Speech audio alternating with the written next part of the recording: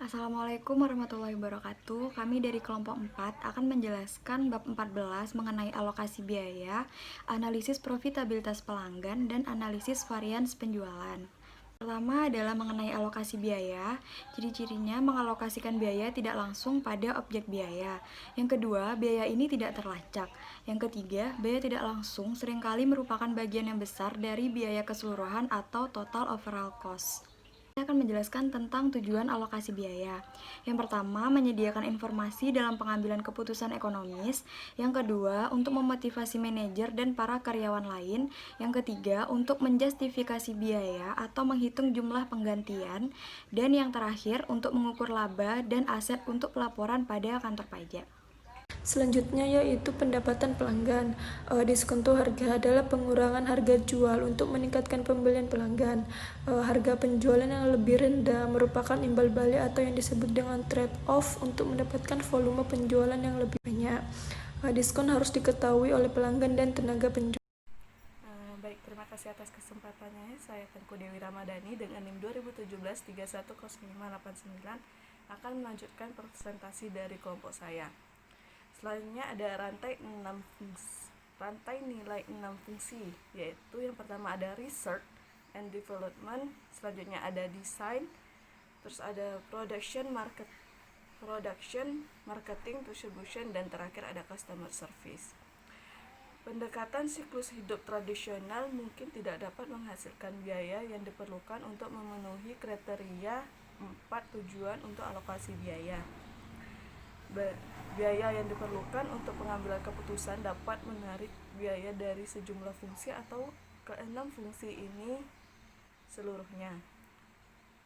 Next, kriteria untuk pengambilan keputusan alokasi biaya.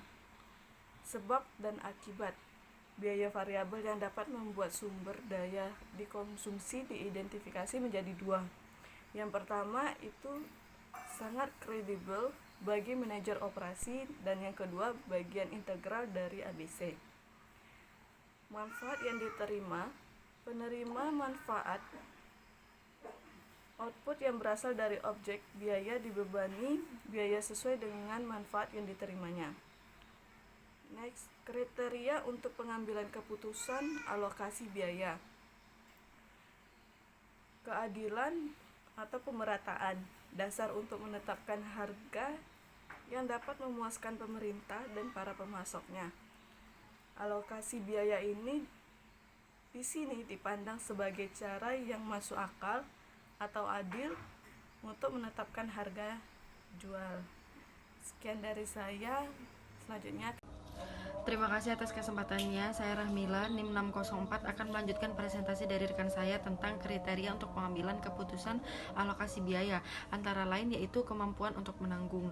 Nah, biaya dialokasikan sesuai dengan kemampuan biaya untuk menanggungnya. Seperti contohnya, biasanya objek yang lebih besar atau lebih menguntungkan akan menerima alokasi biaya yang lebih besar. Profitabilitas pelanggan adalah pelaporan dan analisis pendapatan yang diperoleh dari pelanggan dan biaya yang dikeluarkan untuk memperoleh pendapatan tersebut. Jadi, ada biaya yang dikeluarkan. Terima kasih atas kesempatannya. Saya Sukmawati akan melanjutkan presentasi dari rekan saya, yaitu pendapatan pelanggan dan biaya pelanggan. Analisis pelanggan dalam hal pendapatan dan biaya dapat memberikan informasi mengapa terdapat perbedaan dalam laba operasi yang diperoleh dari pelanggan yang berbeda. Di sini tuh yang pertama ada analisis pendapatan pelanggan. Di sini dua variabel menjelaskan perbedaan pendapatan di antara 4 pelanggan grosir ini ada jumlah komputer yang mereka beli dan besarnya potongan harga. Potongan harga adalah penurunan harga jual di bawah daftar harga jual untuk mendorong pelanggan membeli lebih banyak jumlah. Dan yang kedua, analisis biaya pelanggan. Sebuah biaya pelanggan hierarki mengkategorikan biaya terkait dengan pelanggan menjadi kumpulan biaya yang berbeda atas dasar dari tipe yang berbeda atau alokasi biaya basis. Terima kasih atas kesempatannya. Di sini saya Nur Arifah Oktaviani, NIM 2017-310-700. Saya akan melanjutkan presentasi dari rekan saya, yaitu analisis biaya pelanggan.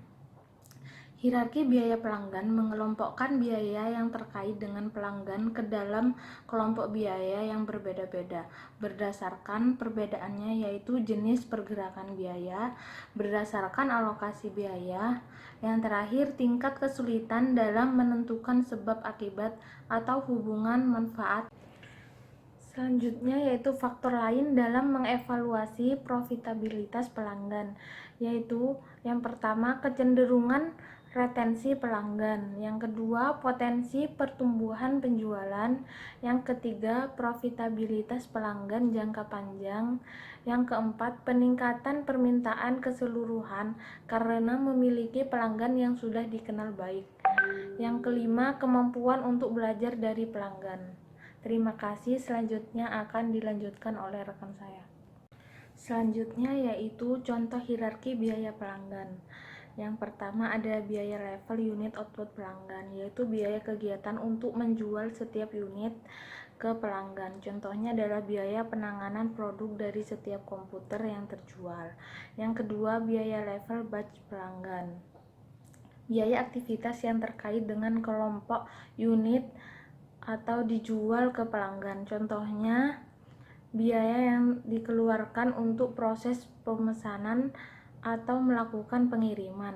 Yang ketiga, biaya pertahankan pelanggan, yaitu biaya aktivitas untuk mendukung pelanggan individu apapun dari jumlah dari unit atau batch dari suatu produk dikirim ke pelanggan. Contohnya adalah biaya kunjungan ke pelanggan atau biaya dari tampilan di pelanggan situs. Yang keempat, biaya saluran distribusi, yaitu biaya kegiatan yang berkaitan dengan saluran distribusi tertentu, bukan ke setiap unit produk, setiap batch produk atau pelanggan tertentu.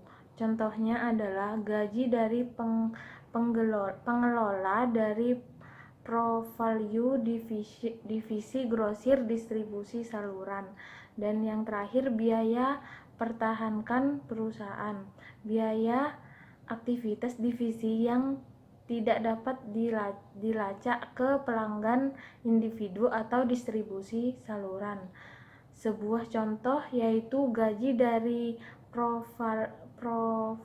Pro-Value divisi pelanggan. Saya Alfian NIM 654 yang akan menjelaskan tentang varians penjualan. Varians penjualan pada level 1 yaitu ada varians anggaran statis, yaitu selisih antara hasil aktual dan jumlah anggaran statis.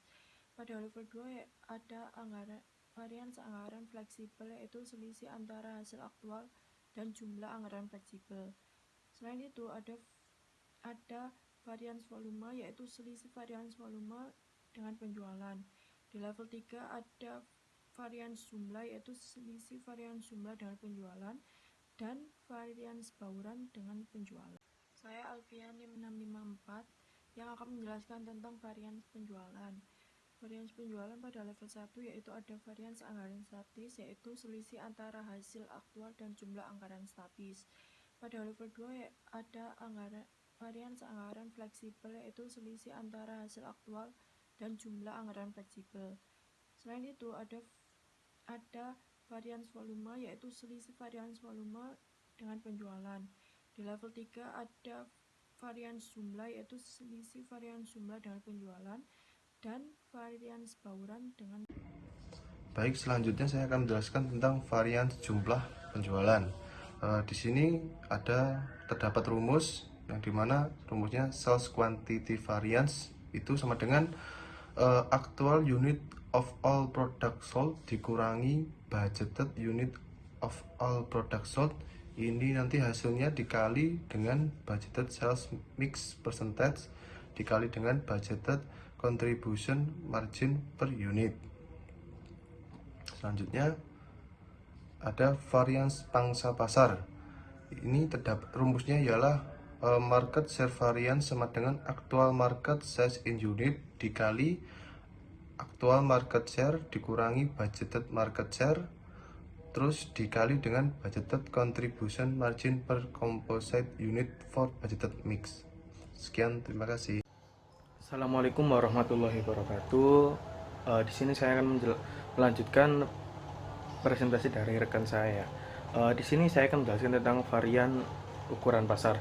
Jadi di sini rumusnya dari varian ukuran pasar yaitu market size variance itu sama dengan actual market size dikurangi oleh budgeted market size lalu dikali budget market share dan dikali juga oleh budgeted contribution margin per composite unit for budget mix. Jadi itu yang pertama itu actual market size dulu dikurangi oleh budgeted market size, habis itu dikalikan oleh budgeted market share, setelah hasilnya nanti dikalikan ke budget contribution, nanti hasilnya itu sama dengan market size variance. Next, jadi yang selanjutnya varian pangsa pasar dan varian ukuran pasar. Jadi keterbatasan informasi yang andal mengenai ukuran aktual dan pangsa berbagai pasar tidak selalu tersedia dikarenakan adanya keterbatasan itu sendiri dari pangsa pasar tersebut. Dan ini untuk yang kedua ini disebut sebagai varian level 4 yaitu dekomposisi varian jumlah penjualan. Nah, itu saja demikian dari kelompok kami. Mohon maaf bila ada salah kata yang kurang berkenan. Selamat sore. Wassalamualaikum warahmatullahi wabarakatuh.